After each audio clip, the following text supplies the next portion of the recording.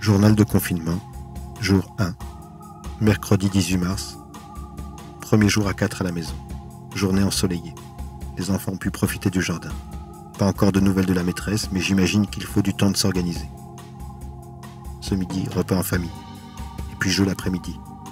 Mathilde nous avait fait un gâteau au chocolat pour le goûter, petit air de vacances. Jour 2, jeudi 19 mars. On s'est occupé du jardin. J'adore l'odeur de l'herbe coupée. Les arbres sont en bourgeons, les tulipes sortent de terre et les premiers jours de printemps sont toujours assez agréables. Repas et puis jeu avec les enfants l'après-midi qui ont fini par se disputer comme toujours. Mais bon, la vie s'organise tranquillement. Jour 3, vendredi 20 mars. Les premiers devoirs sont tombés pour Mathis. Révision sur les divisions euclidiennes. On va surtout rester calme. Léa fait des dessins pour son père et sa mère, c'est trop mignon. Jour 5, dimanche 22 mars. Le jardin est au carré. On dirait Versailles. Comme quoi il y a toujours du bon à prendre. Mathilde a les mains dans la farine la moitié du temps et je crois que je commence à grossir. Léa a épuisé la moitié du stock de ses pages blanches, c'est moche pour la planète. Côté division, on rame. Jour 7, mercredi 25 mars. Si Mathis me demande encore une fois ce qu'est un dividende, je crois que je lui fais manger son cahier. Léa a enfoncé toutes les pointes de ses feutres et elle chouine à longueur de journée. Mathilde s'est lancée dans la confection d'un gâteau roumain à la purée de marron et au pruneau, et je me demande si c'est vraiment une bonne idée. Le temps commence à nous sembler un peu long. Jour 10, samedi 28 mars. Je crois que mon fils est con, j'ai abandonné la division. On a une semaine de retard sur le travail envoyé par la maîtresse. J'ai vomi le gâteau marron, je me sens pas très bien. Jour 11, dimanche 29 mars. Même si c'est pas dans mes habitudes, j'ai rangé toute la caisse à outils. J'ai trié les clés par ordre de croissance. J'ai trié aussi tout ce qui pouvait être trié dans la maison, clous, les vis, les boutons, les punaises, et je commence à avoir flou. Jour 14, mercredi 1er avril, on continue sur le passé simple et la décence m'oblige à me taire. Jour 15.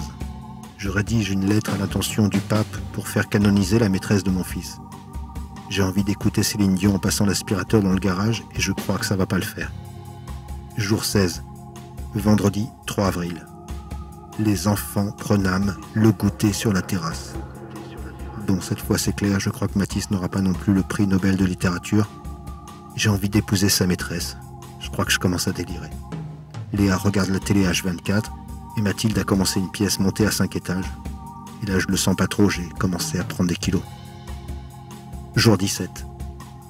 Samedi 4 avril, je crois que j'ai chopé une sorte de Gilles de la Tourette. Et que ce putain de passé simple de merde. La pièce montée s'est cassée la gueule, j'ai des hallucinations, les dessins de ma fille me parlent. Jour 18. Dimanche 5 avril. Pour la première fois de ma vie, j'ai prié Dieu. Jour 19. Et j'ai bouffé la page du livre de conjugaison, problème à régler. Jour 20. Passer la journée à chercher le chien, on l'a perdu. Jour 21.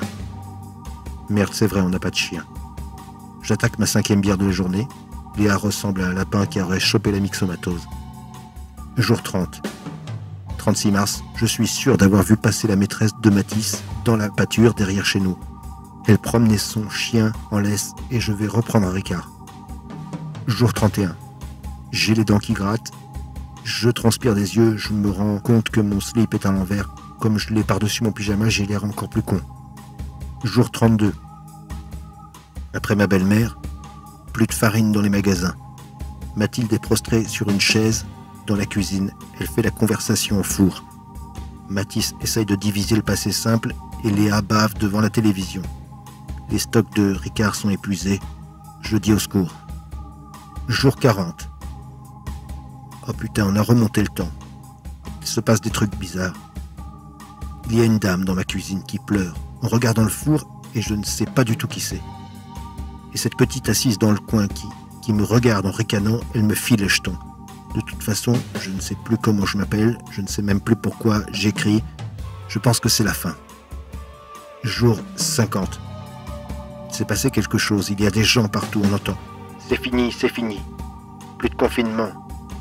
Je sais pas ce qui se passe, je sors pour voir, je m'y reprends à 3-4 fois avant de savoir passer la baie vitrée, je respire à plein poumon, je tombe dans les pommes, direction les urgences.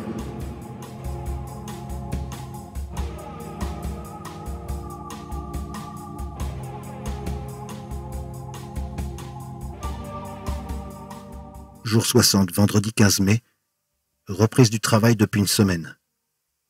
Mathilde, Mathis et Léa vont bien. La vie a repris son cours normal, si ce n'est que j'ai un petit peu de cholestérol et du diabète, puis quelques troubles de la personnalité.